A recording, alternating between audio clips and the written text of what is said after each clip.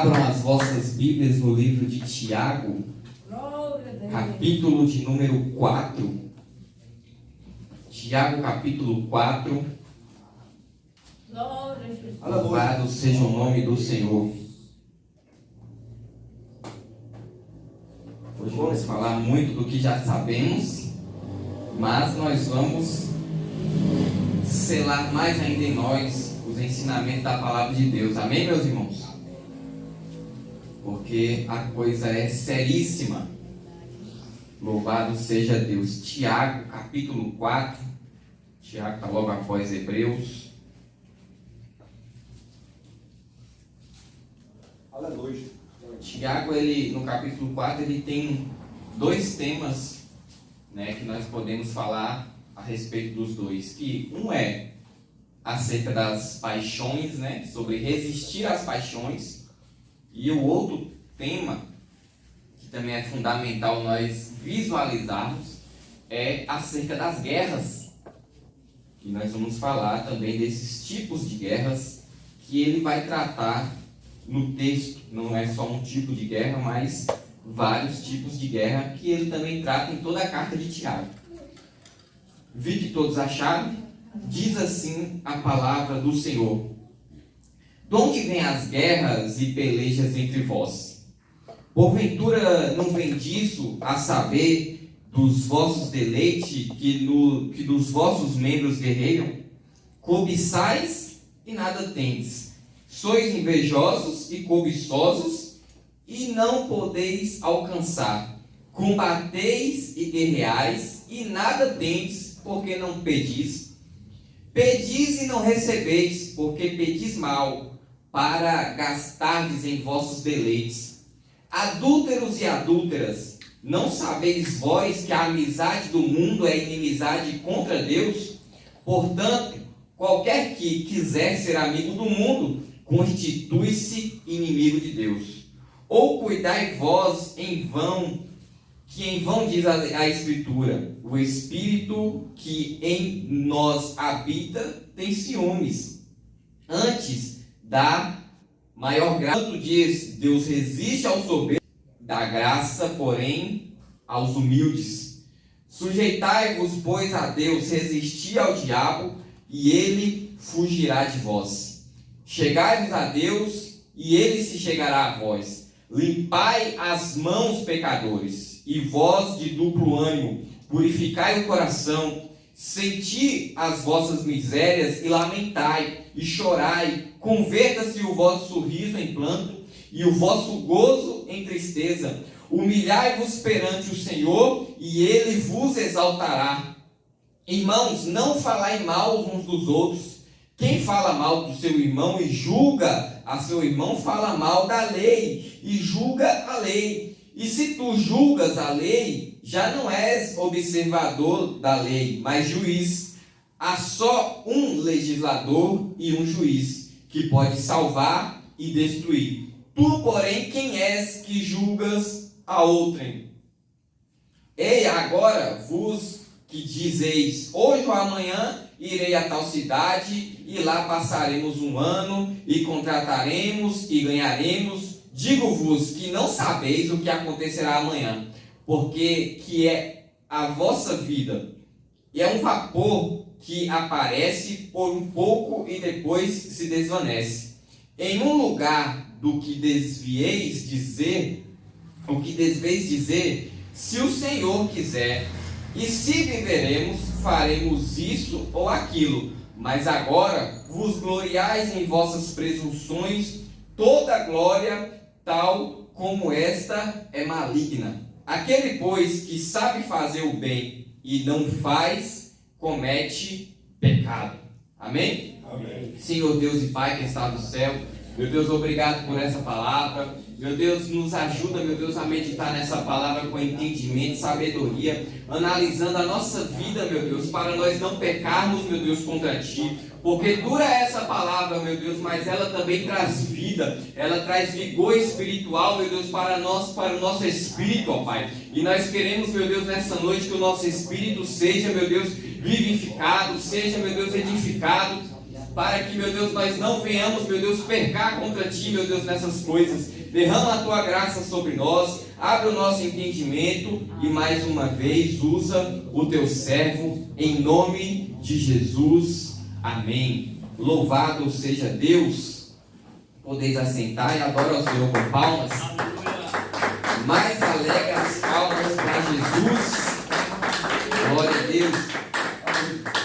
Temos o texto já começa, né, com eu gosto primeiro de analisar, de pensar, meditar como é que estava a situação da igreja naquela época, né? Para vocês terem ideia, nos dias de hoje ainda há muita gente que tem aquela coisa assim com a igreja primitiva, e de fato a igreja primitiva era uma bênção, né? Mas quando nós vamos analisando a Bíblia, olhando, a gente começa a ver as dificuldades, a gente começa a ver também as coisas erradas, e a Bíblia é muito interessante.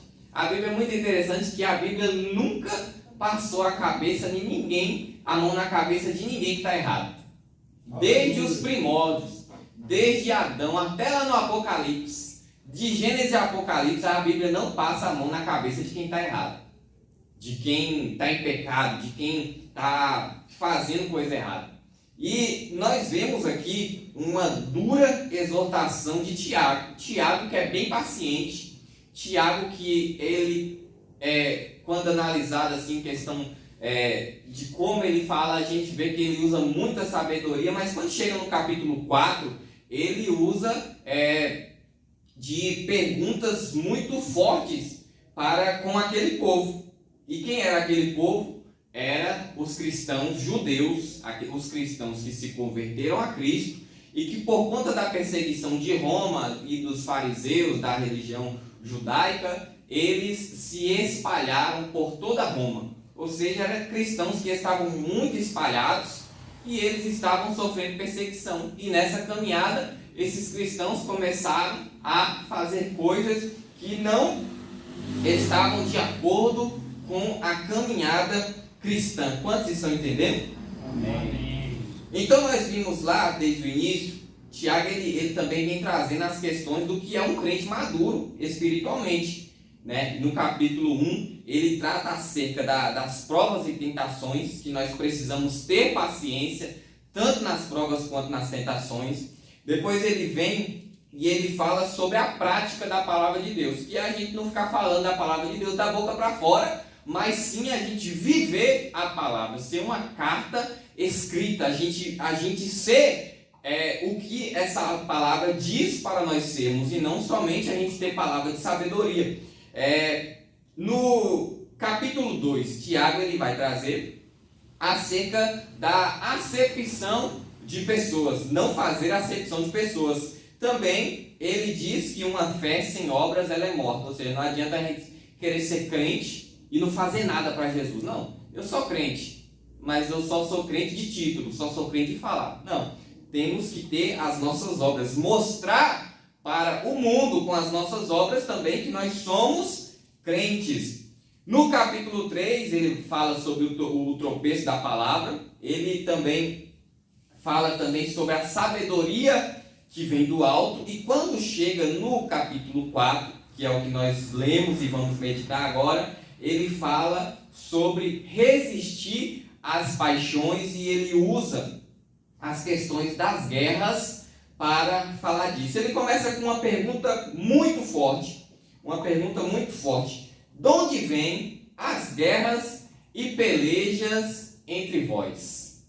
Palavra dura, né? Já pensou? Uma igreja, digamos que a igreja do Vila América está aqui só a contenda. Vamos supor, está aqui só a contenda, o lado de cá está brigando com o lado de cá, aquela confusão.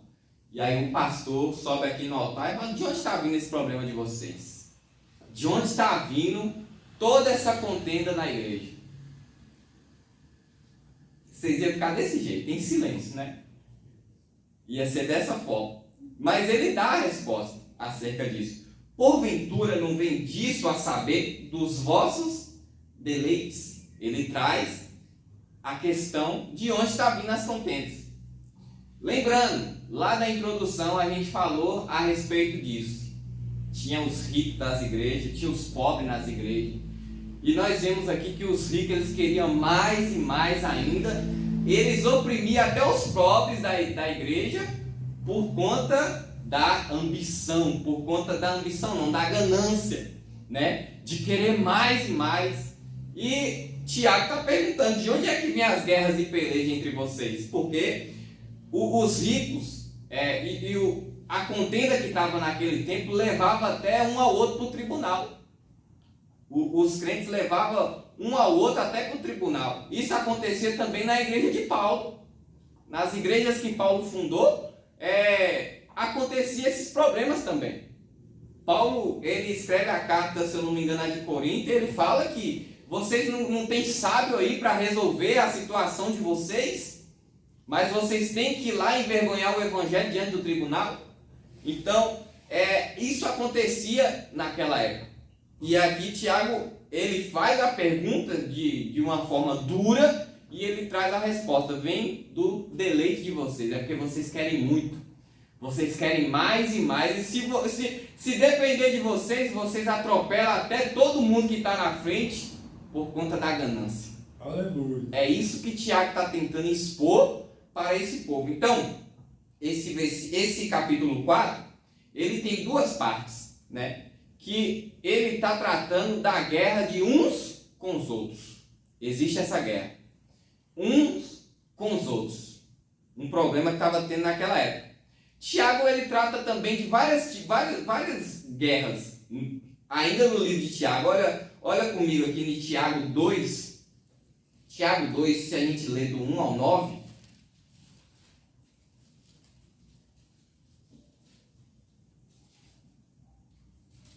Quando ele fala da acepção de pessoa, ele está tratando justamente dessa guerra. Vamos ler bem rápido.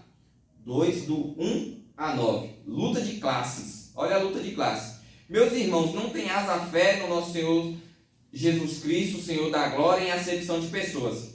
Porque se o vosso ajuntamento entrar em algum homem com anel de ouro no dedo, com vestes preciosas, e entrar também algum pobre com sorte da vestimenta, e atentardes para o que traz vestes preciosas, e lhe disserdes, assenta tu aqui num lugar de honra, e dissestes ao pobre, tu fica aí em pé, ou assentar-te abaixo do meu estrado. Porventura não fizeste distinção dentre vós mesmo, ou vos fizeste juízes de maus pensamentos? Ou seja, aqui nós já vimos, não precisa ler até o versículo 9 para ver que está tendo aqui uma luta de classe que Tiago está tratando, uma guerra de classe.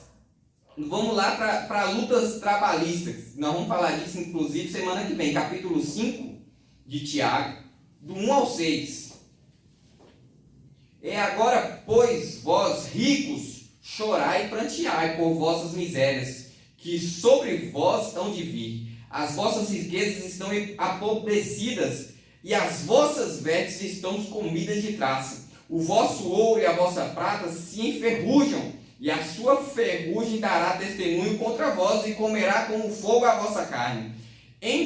Entesourastes para os últimos dias. Eis que o salário dos trabalhadores que ceifaram as vossas terras e que vos foi diminuído clama. E os clamores dos que ceifaram entraram nos ouvidos do Senhor dos Exércitos. Deliciosamente vivestes sobre a terra, e vos deleitastes e cevastes o vosso coração como num dia de matança. Condenastes e matastes o justo, ele não vos resistiu.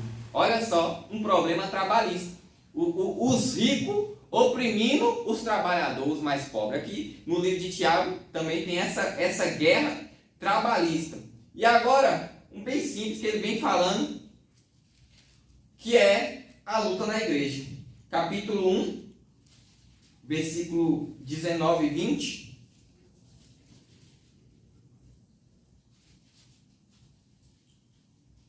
Diz assim: sabeis isto, meus amados irmãos, mas todo homem seja pronto para ouvir, tardio para falar, tardio para se irar, porque a ira do homem não opera a justiça de Deus. Aqui ele está falando na questão dos problemas da igreja. Ele está tratando, como nós vimos. E também problemas pessoais, que é o Tiago capítulo 4, 11 e 12, versículo 11 e 12 que nós lemos.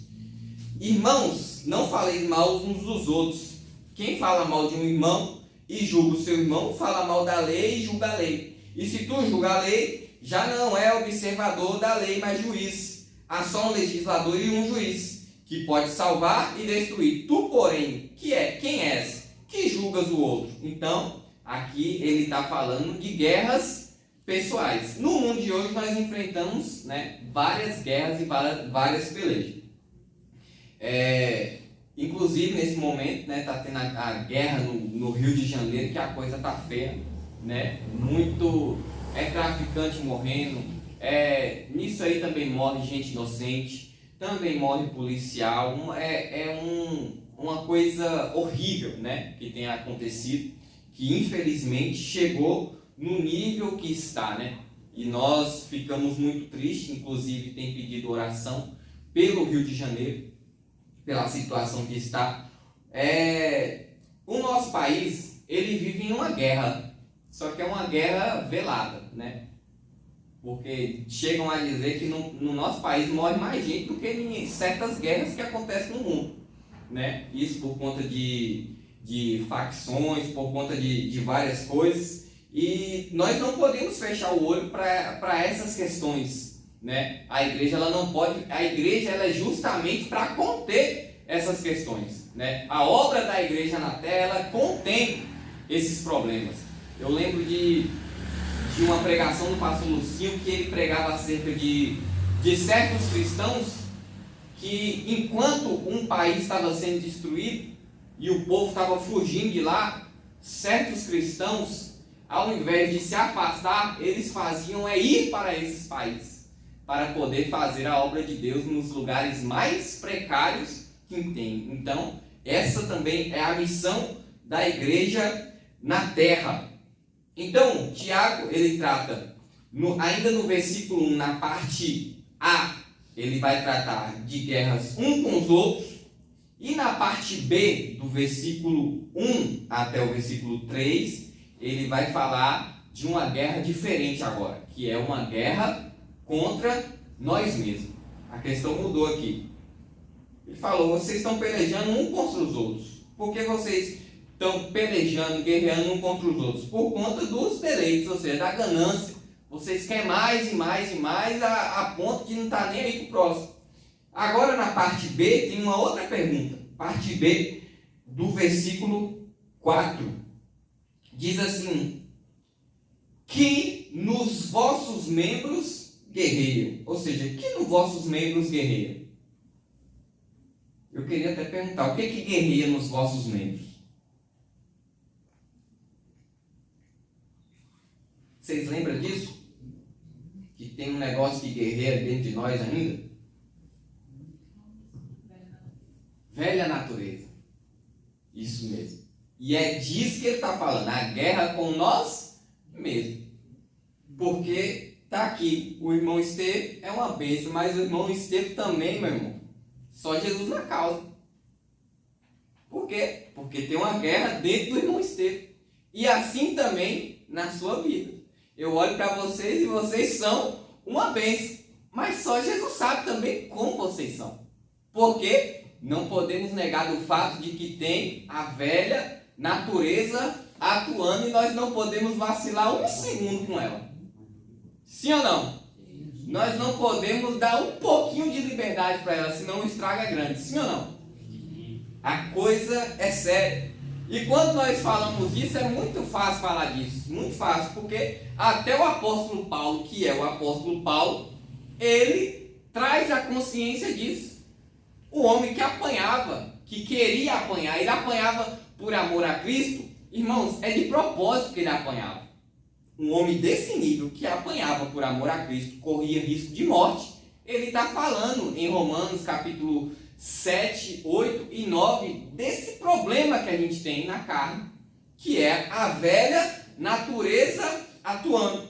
Então, o problema, ele se junta aqui no primeiro versículo que estamos tratando. O problema, ele se junta, porque as pessoas estavam brigando umas com as outras por conta do deleite, e Tiago Na mesma pergunta, ele traz a questão da velha natureza que estava atuando no corpo deles. Vamos ler a seguir. Por conta de dar lugar à velha natureza, olha o que estava acontecendo. Quando damos lugar à velha natureza, ó, cobiçais e nada tens. Não é pecado sonhar. Mas tem gente que ele não sonha, ele cobiça, é diferente. Tem gente que ele não sonha, ele cobiça. Isso é diferente demais, irmãos. Porque o sonho, ele é esperançoso. O sonho que a gente tem, ele é paciente. Por exemplo, você tem um sonho, não tem? Quando a gente fala do nosso sonho, a gente fala com esperança de que ele aconteça. A cobiça é diferente. Eu quero agora. A cobiça ela é assim. A inveja também ela é dessa forma. Ela quer ceifar a vida do próximo. Olha a seguir. Cobiçais e nada tendes. Sois invejosos e cobiçosos e não podeis alcançar. Combateis e guerreais e nada tendes porque não pedis. Ou seja, olha o que Tiago está revelando aqui. É um povo que não depende de Deus. Um povo que não se dobra a Deus para conseguir os seus sonhos, as suas vontades, porque nem é isso que eles têm a cobiça e a inveja, e querendo derrubar uns aos outros por causa dos seus próprios deleites, não chegam nem ao ponto de pedir. Não chega nem ao ponto de pedir. Tem gente que não ora, tem gente que não pede nada a Deus. Tem uns crentes que é bem orgulhoso assim, ó. Tem uns crentes que falam assim: eu não peço nada a Deus, eu só agradeço. Meu irmão, se eu não pedir a Deus, se eu ficar sem pedir a Deus uma semana, eu não sei o que é de mim não. Se eu não pedir pelo menos força a Deus, ficar uma semana sem pedir, meu, eu não sei o que será de mim. Se não é Deus, tem que pedir. Tem que pedir. O crente ele é pidão mesmo. O crente ele é pidão. E é para ser mesmo. É melhor pedir a Deus, suplicar a Deus: meu Deus, me ajuda, Deus. Pelo amor, meu Deus, eu preciso de você. Do que ficar olhando para a vida do outro e cobiçando, querendo o que é do próximo e invejando a vida do irmão. Aleluia. É melhor depender de Deus e estar no joelho na oração, pedindo, buscando a bênção, vindo para a igreja, fazendo a campanha, buscando a bênção, do que olhando para a vida do irmão, olhando para a vida do ímpio, querendo o que é do próximo. Bem melhor, sim ou não? Sim. Então olha o que Tiago está falando. Então vocês não podeis alcançar, primeiro, porque é cobiçoso e invejoso. Combateis e guerreais. Aqui, combateis e guerreais quer dizer que eles odiavam uns aos outros e atacavam uns aos outros. Não sei o nível de ataque, não sei se havia violência, mas ódio e alguma coisa para ferir o próximo, para atacar a vida do próximo. Provavelmente era a língua, que às vezes é bem pior, né? Provavelmente era a própria língua que usava para atacar. Então, isso acontecia. E os que chegavam a pedir, olha o versículo 3: pedis e não recebeis, porque pedis mal, para o gastardes em vossos deleites. E esse texto ele é muito interessante na Bíblia, porque a gente pensa que a gente pode pedir qualquer coisa, mas a intenção que está no nosso coração, ela diz tudo acerca do que a gente está pedindo para Deus. Diz tudo, diz muito acerca do que estamos pedindo para Deus.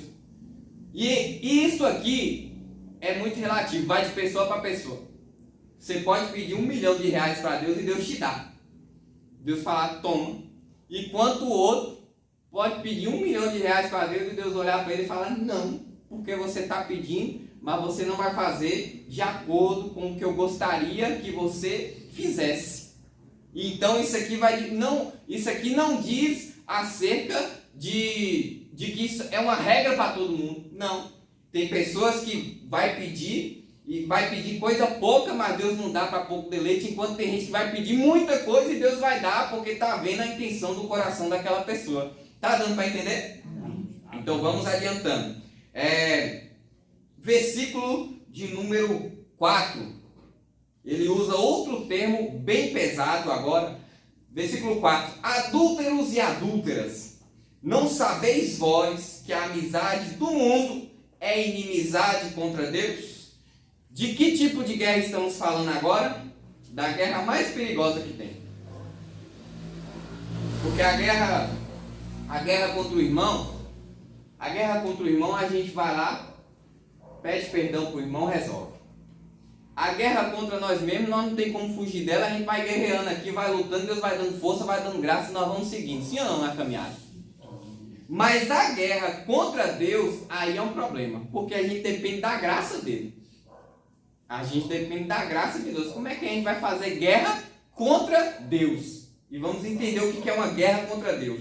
Ele usa um termo forte. Por quê? Porque o judeu ele entende assim.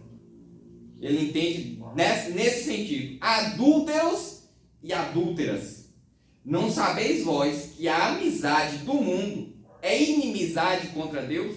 O problema que estava acontecendo, as pessoas estavam fazendo aquela comunhão com o mundo, andando de acordo com o sistema mundano. Qual era o sistema mundano da época? Um dos piores que já teve, Roma. Né?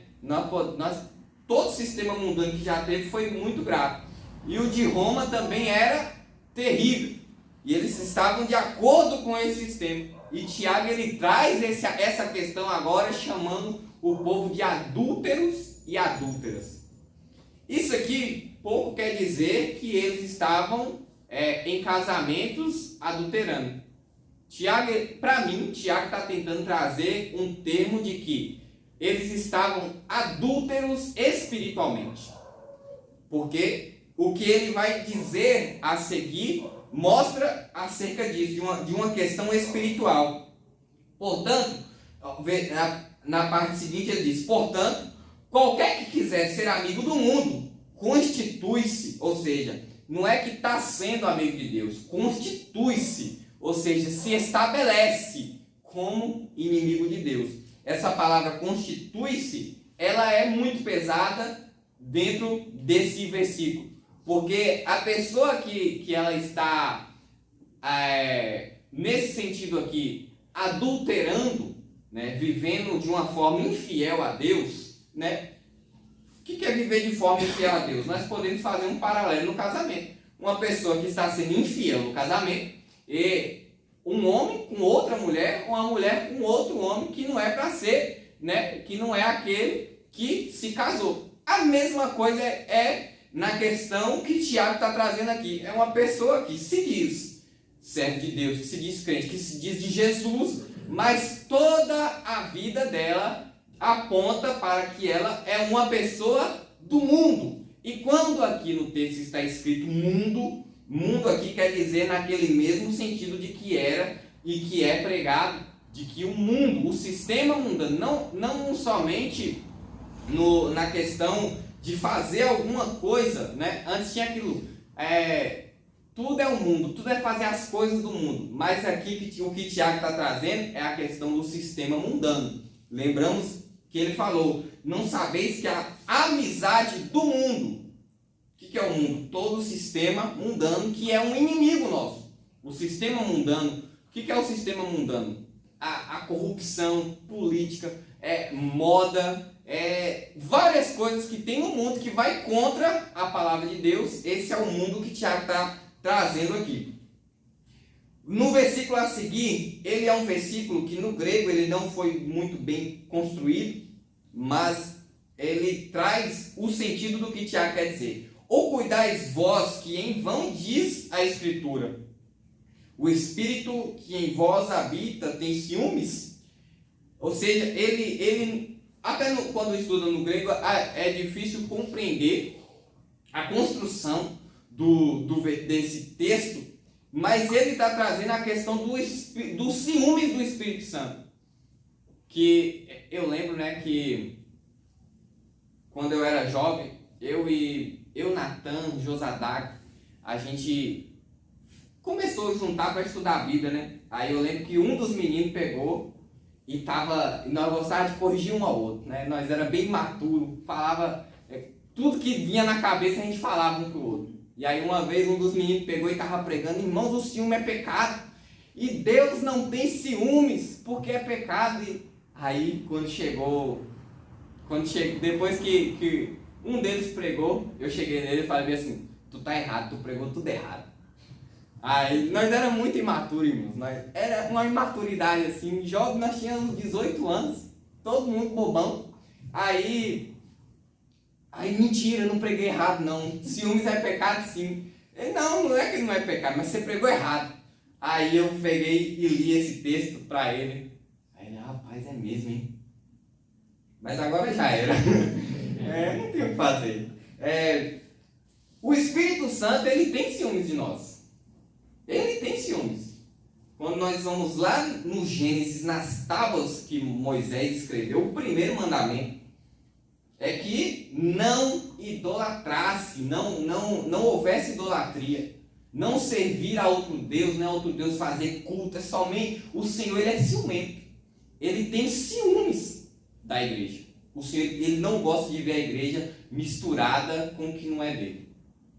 Assim como o marido, quando nós vimos lá o livro de Oséias, o que o Senhor fez o profeta Oséias passar, para mostrar para Israel o que Israel estava sendo, uma mulher adúltera, uma prostituta, né? Então nós vemos que os ciúmes do Senhor, ele é muito sério.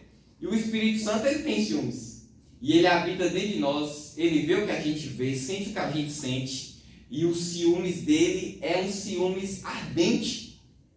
Nós temos a graça da longanimidade de Deus, que ele não nos pune pelo que nós fazemos imediatamente. Antes ele nos exorta, nos corrige, e esse culto também é para isso. E olha, ele traz esse sentido de que aquele povo, adúlteros e adúlteras espiritualmente, estava se ligando com o mundo, estava vivendo de acordo com as coisas do mundo. E isso é algo muito sério, e ele chama a atenção. No versículo a seguir, ele diz: antes, olha o que o Senhor faz, dar maior graça. Portanto, diz Deus, resiste aos soberbos, dar, porém, graças aos humildes.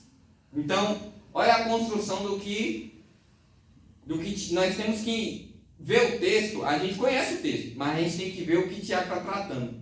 Qual é a ferida que ele está tratando? A ferida é: o povo estava em guerra por conta da ganância, estava pisando um ao outro, falando mal um do outro, estavam vivendo uma vida tão ímpia que Tiago chama eles de adúlteros e adúlteras por conta de problemas. Ou seja, tem homens e mulheres envolvidos nas mesmas situações. Aqui não é só um tipo de pessoa, né? Aqui também ele fala acerca dos ciúmes do Espírito Santo, e ele traz a questão que Deus resiste o soberbo e dá graça ao humilde. E ele vai trazer agora, aprofundando nessa questão, ele vai aprofundar nisso. Olha, no guerra contra Deus, aqui no versículo 4, nós vimos que um inimigo que a gente tem é o mundo. No versículo 1 ao 5, nós vemos que outro inimigo é a carne, por conta do próprio deleite, da ganância. Isso é o que tem dentro de nós e que nós temos que guerrear contra isso. E outro inimigo que ele traz no versículo 6 e 7 é o próprio diabo. É o próprio diabo, que é o versículo 7 que nós vamos ler agora. Sujeitai-vos, pois, a Deus, resistir o inimigo. Quem é o inimigo? E ele fugirá de vós. Ele trouxe o problema lá da raiz. Ele trouxe o problema da raiz e agora ele está costurando. Ele está trazendo as questões. Ele está trazendo o formato correto. Quando ele diz, Deus resiste o soberbo e dá graça aos humildes, ele está falando, vocês soberbos, vocês vão quebrar a cara. Quando ele traz essa questão, ele fala: quem é soberbo vai quebrar a cara. Quando ele traz o próximo assunto, ele traz a questão de como resolver. Sujeitando, pois, a Deus. Aí vem a questão da sujeição. O que é sujeitar a Deus? Quem pode dizer para nós? Obedecer. Também. Obedecer. Sujeitar a Deus é um conjunto de várias coisas, e eu quero que vocês me ajudem hoje. Confiar. O que mais?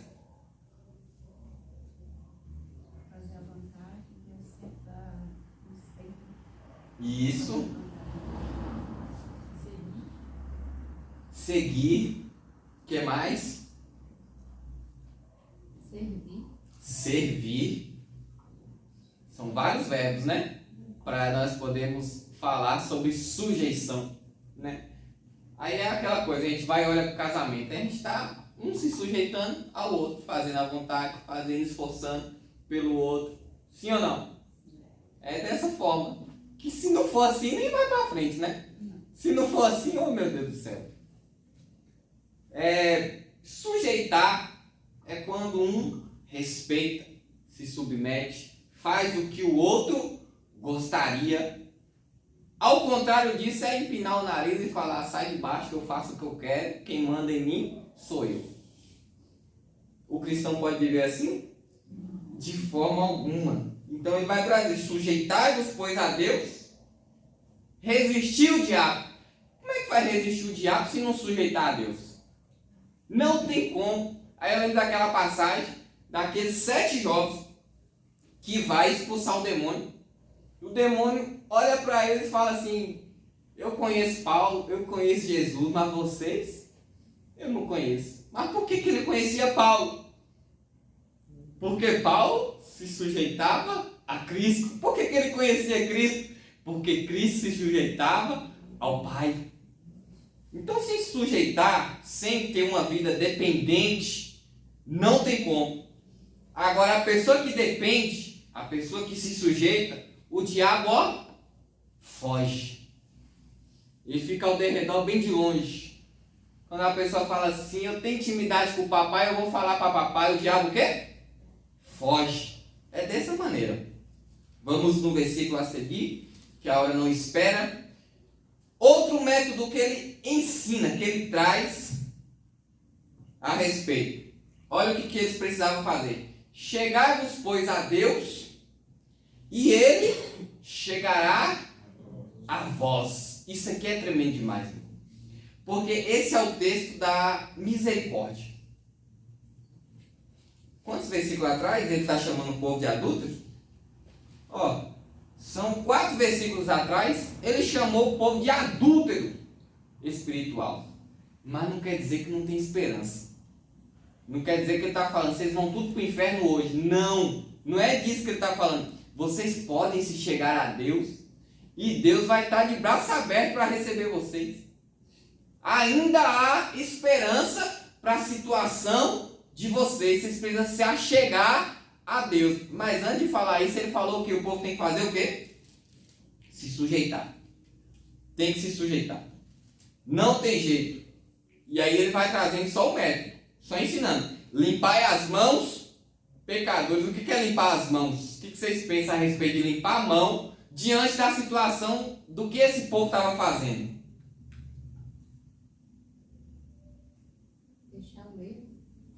Deixar o erro.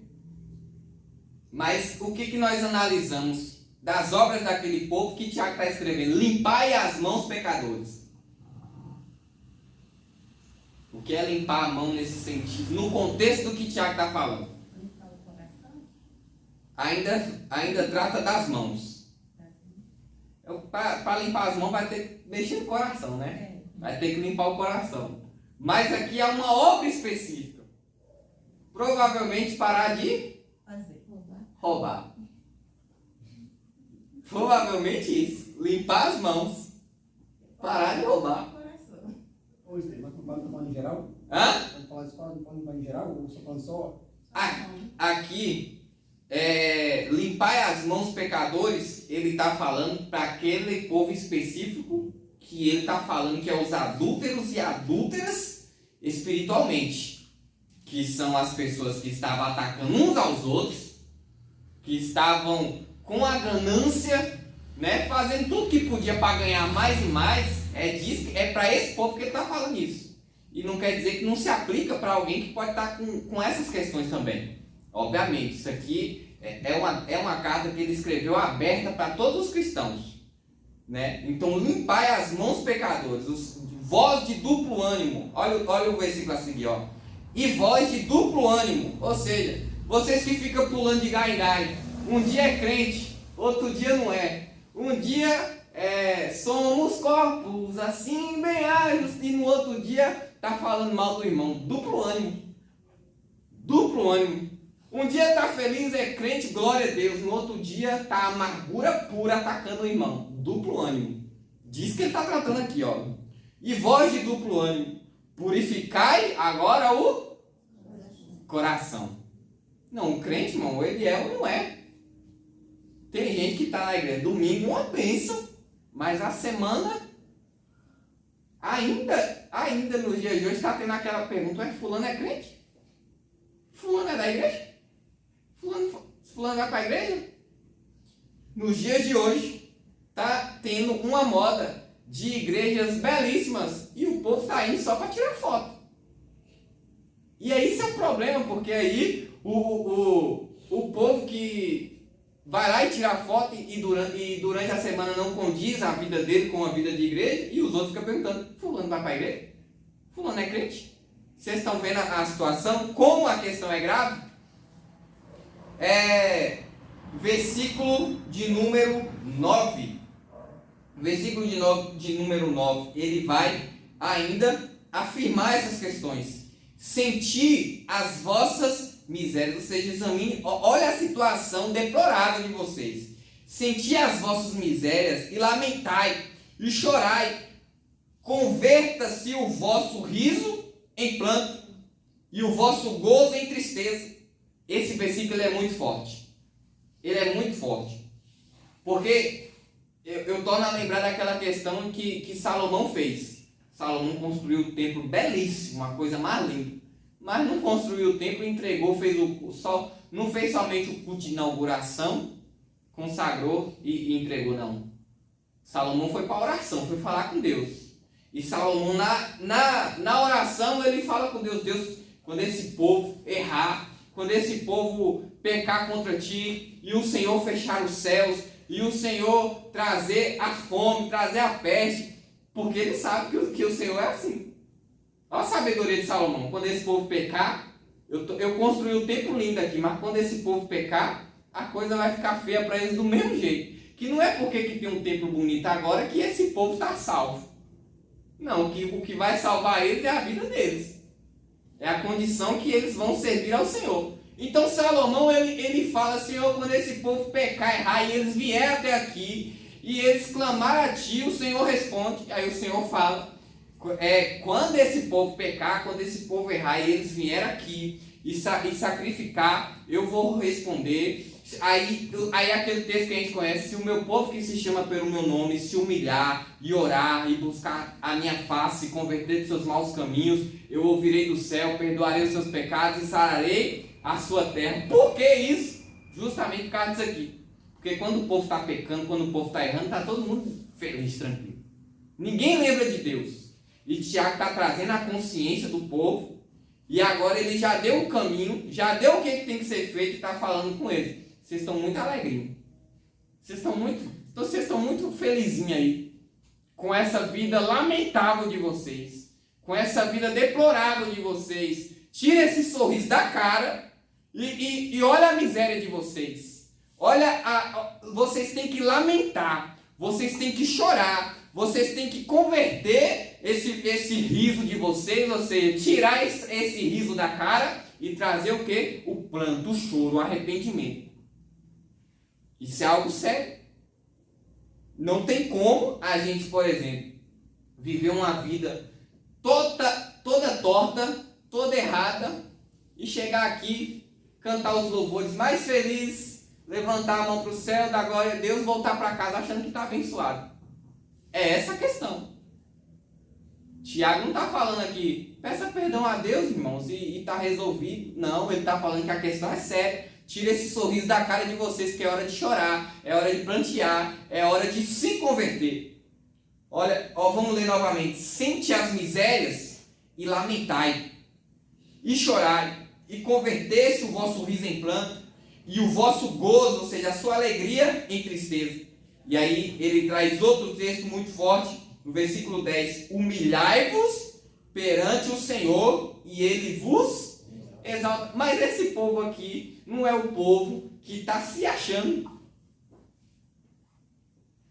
Vocês percebem isso? Esse povo aqui provavelmente é os que tinham mais condições.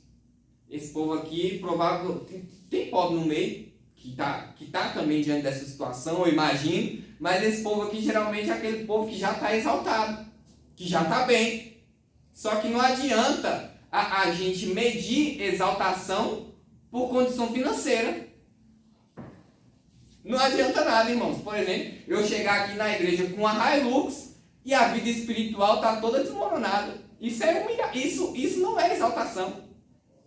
Não adianta eu chegar aqui com a maior bênção que eu puder e contar uma bênção aqui, sendo que a minha vida espiritual tá toda desmoronada. Isso não é exaltação. Analisando o texto, a gente entende isso, que Tiago não está falando de uma exaltação de bênção.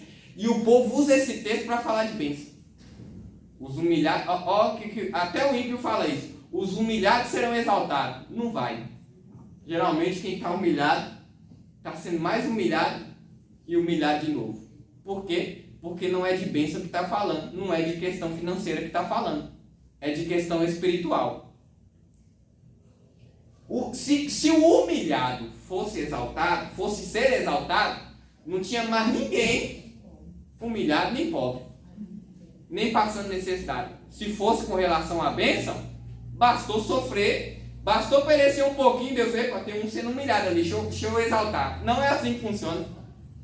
É humilhar-vos perante o Senhor, e Ele vos exaltará. Só que o exaltará aqui não é bênção, não é prosperidade, não é dessa exaltação, não é receber honra, não é receber o melhor convite, não é disso que está falando. O fato de você estar com a vida diante de Deus já estar exaltado, ainda que ninguém liga para você, mas o importante é você poder se achegar diante de Deus como uma pessoa justa. Perfeita eu sei que não dá, mas justa dá. Estão entendendo? Amém.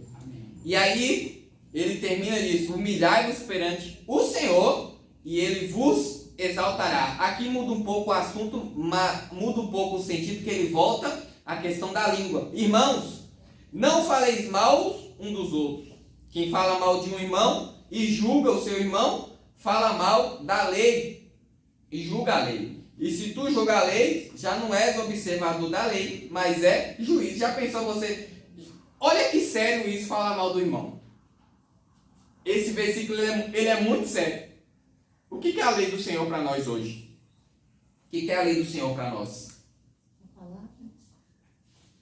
A palavra. Então, se eu falar mal da irmã magra, Tiago está falando que eu estou falando mal da Bíblia, da palavra. Olha a seriedade disso. Falar mal do meu irmão é falar mal da palavra. Imagina eu chegar aqui, ó, irmão, esse texto aqui está errado. Não era para estar assim, está tudo errado aqui. Não é sério isso? O dia que eu chegar aqui e falar um negócio desse, vocês não vão escandalizar comigo e falar esse tempo doidou. Porque a palavra ela é o quê? Soberana. Então, quão grave é também falar do nosso irmão. Versículo seguinte: há um só, ainda nesse assunto, há um só legislador e um juiz que pode salvar e destruir. Tu, porém, quem és que julga o teu próximo? Agora, o pouco tempo que nós temos, nós vamos falar do próximo assunto de maturidade espiritual que é preciso ter. Primeiro, nós vimos aqui acerca de resistir à paixão. Um crente maduro espiritualmente, ele resiste às paixões. Ele resiste aos desejos de cobiça, de inveja. Ele não olha para a casa do outro e fala, ele só tem isso porque é financiado. Ele só tem esse carro porque ele comprou em 57 prestações. Não, isso é inveja, irmão. Graças a Deus pelo que o outro tem. O outro tá no aluguel. Deus abençoe, ele tem uma casa para morar. Deus tem provido dele pagar o aluguel dele. Então, nada de cobiça, inveja. Isso é um crente maduro espiritualmente. Ele não vive dessa forma. Ele não vive olhando para as questões financeiras do próximo como se isso importasse alguma coisa. A gente vê na palavra que não tem importância nenhuma essa questão da questão financeira do próximo. O próximo é melhor ou maior por conta de questão financeira. Na Bíblia a gente não acha isso. Tá dando para entender? Agora, no próximo assunto, ele vai falar, eu creio que é para os ricos, acredito que é especificamente para os ricos, porque ele vai falar da questão de planejamento, e aqui nós vemos a presunção dessas pessoas da qual ele está falando. Versículo 13, e agora, vós que dizeis, hoje ou amanhã, iremos a tal cidade, e lá passaremos um ano e contrataremos, ou seja, para mim é os ricos, por conta dessa questão, contrataremos, né? E ganharemos. Olha o que os de maiores condições na época estavam falando, né? Eles tinham essa presunção, era esse o assunto, não vou para tal cidade, lá eu vou contratar X pessoas para fazer tal coisa, e nós vamos ter um lucro aproximado de tantos por cento, né? Porque aquele lugar tem tantos recursos. Era essa as conversas do povo. Era isso que Tiago pelo menos ficou sabendo que estava acontecendo nas regiões. Por quê? Porque em todo o sistema do mundo sempre há oportunidades de ficar rico, né? Exceto no comunismo e socialismo, mas sempre em outras questões há oportunidades e há pessoas com sabedoria para essas coisas. E esse povo estava com a cabeça no material, na questão material. Então vamos para outra cidade amanhã, ficar lá um ano contratando e ganhando dinheiro. Olha o que Tiago diz no versículo 14, que é com relação à pessoa ignorar a vontade de Deus. Digo-vos, versículo 14, que não sabeis o que acontecerá amanhã. Olha só, tu sabe o que vai acontecer amanhã? Com muita graça nós vamos acordar e ver o que vai dar. Sim ou não? A gente tem nossos planozinhos, né, pequenos, sair, acordar. Primeira coisa que eu faço, eu já coloco a água do café, vou escovar os dentes. Não sei como é que é a vida de vocês, né? Mas já acordo, é aquela correria. Mas de fato a gente não sabe. Não sei se Serena vai deixar eu dormir essa noite. De fato eu não sei como é que vai ser.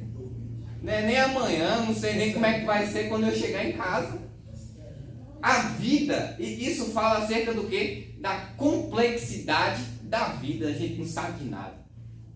O próprio Salomão falou, quando você plantar, meu irmão, não vai lá cavar para ver como é que tá, porque você não sabe qual que vai florescer, se é essa ou se é aquela. Salomão já falou isso em Provérbios.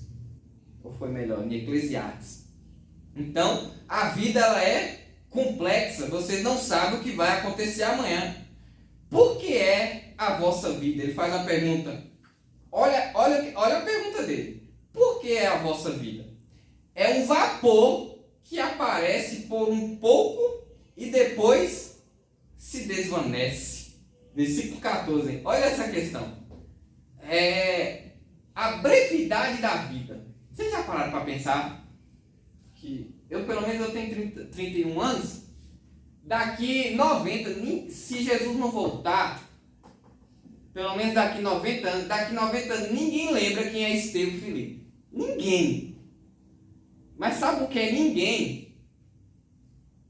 Só se eu tiver neto, bisneto, e eles me conhecer, aí talvez, meu avô chamava Estevão Filipe.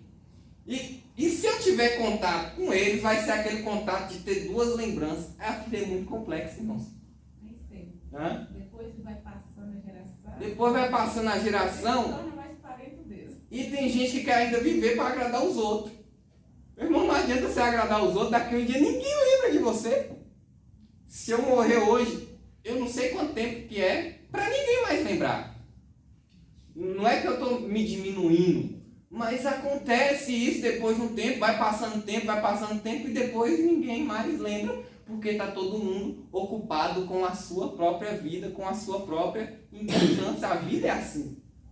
Vocês estão entendendo? Olha o choque de realidade que Tiago está dando no povo. É um vapor. A vida é um vapor que aparece por um pouco e depois vamos pegar a garrafa a água do café. esquentando e o vapor subindo. Assim que é a vida. É isso que Tiago está trazendo aqui. Versículo 15. Olha só, em lugar de vocês falar, vocês têm que falar assim, ó. Se o Senhor quiser, né? Em lugar do que deveis dizer, se o Senhor quiser, e se viveremos, faremos isso ou aquilo. Amanhã, meu irmão, vou fazer meu café, se Deus quiser. Eu estou falando do meu café que eu comprei uma garrafinha que ela mostra até a temperatura do café. Eu estava fazendo meu café e eu estava tomando com pressa, já atrasado para sair de casa. E aí eu tinha acabado de escovar os dentes, aí eu escovava os dentes com água fria e tomava o café quente, os dentes estavam doendo tudo. Comprei uma garrafinha, aí levo o café, quando eu paro na rua, em algum lugar, eu bebo meu café. Muito melhor. E se Deus quiser, amanhã dá certo. É assim. Se Deus quiser, amanhã eu vou trabalhar. Amém? Se Deus quiser. Versículo 16. Olha a fragilidade do ser humano que Tiago traz. Mas agora vos gloriais em vossas presunções, toda a glória tal como esta é maligna. Olha essa questão. Presunção. O que é presunção? Presunção é quando eu já vou me gloriando acerca do que eu fiz, estou fazendo ou vou fazer. E aí eu fico me achando acerca de algo que eu fiz, estou fazendo ou ainda vou fazer. Isso é presunção. Isso é alguém presunçoso. E Tiago, ele traz isso. Toda a glória tal como esta é o quê? Maligna. Uma pessoa que se acha. Ele é o cara. Ele é o bonzão. Isso é maligno. Quem sou eu? Se a vida, Tiago está falando que é igual um vapor que aparece por um pouco e depois se desvanece, é o próprio Tiago que está falando aqui. Presunção mesmo. Não adianta de nada. Agora, uma coisa que é o dever do cristão é fazer o bem. Independente de qualquer coisa, o cristão tem que fazer o bem. Ele finaliza o assunto tratando disso. E ele traz essa questão de forma muito afirmativa. Aquele, pois, para finalizar, aquele, pois, que sabe fazer o bem e o não faz, comete pecado. Isso aqui pega a gente demais.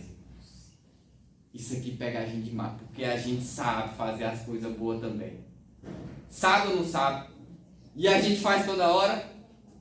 Não faz, né?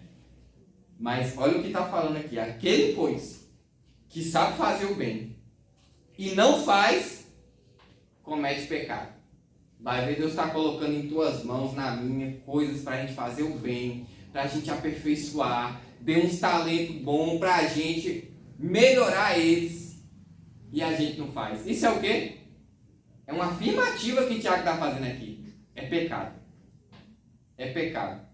Eu consigo ajudar aquela pessoa, mas não vou fazer não. Estou fazendo o quê? Pecando. Isso aqui pega em toda a área cristã.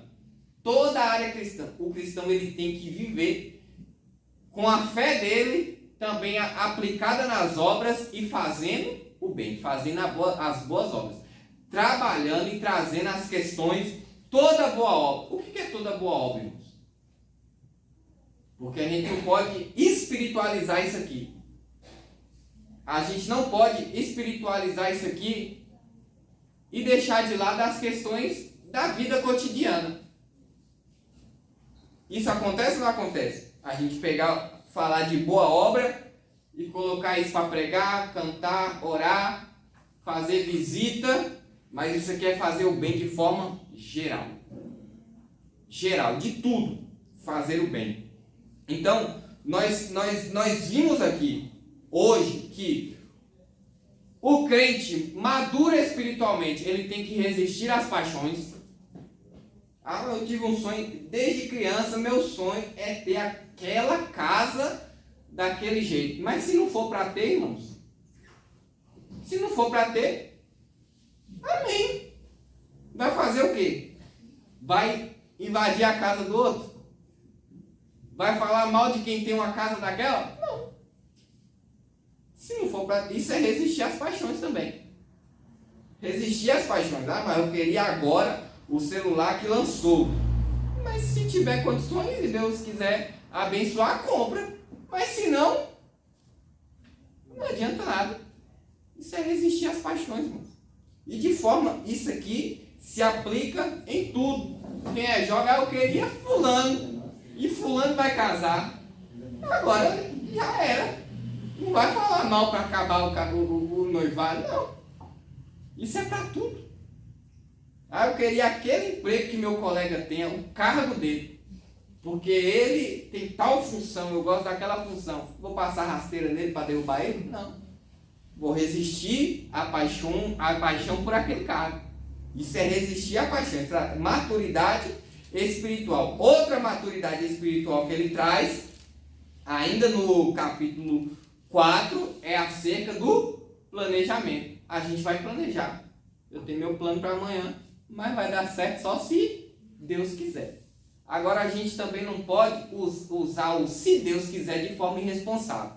Que tem gente que faz isso. Tem gente que coloca assim, o se Deus quiser, mas no fundo ele sabe que ele não vai fazer. Que ele não está comprometido com nada. Que ele não quer nada. Né? A pessoa, ela tem sonho, ela tem planos e sonho. E ela fica usando, se Deus quiser. Não, se Deus quiser vai dar certo. Mas ela também não faz nada para conseguir aquilo que ela busca. Aí não adianta nada. O se Deus quiser é só para encobrir. O se Deus quiser é só para disfarçar, né, que ela tem fé. Mas na verdade não tem, porque ela não está nem buscando. Porque a fé, ela também é ativa. Ela é uma fé prática. Eu quero tal coisa, mas eu estou buscando os meios e estou orando para Deus abençoar, para que dê certo, eu estou no processo. Isso é uma fé ativa, né? Agora, é igual querer um milagre e falar, não, se Deus quiser, mas nunca ora por esse milagre. Então vocês estão entendendo? Isso é maturidade espiritual. E a Bíblia mesmo fala, né, irmão, que a fé sem obra é morta. Isso, nós vimos isso semana retrasada. Foi no livro de Tiago que fala isso. A fé. Tiago, inclusive, ele traz. Inclusive é bom ter a irmã aqui de volta depois de tantas quinta-feiras, né? Hoje teve uma folga, não foi? Então, o livro de Tiago ele é para tratar acerca dessas obras que o povo, naquela época, eles estavam tendo, tipo, uma fé intelectual. Eu sou crente, mas não fazia nada.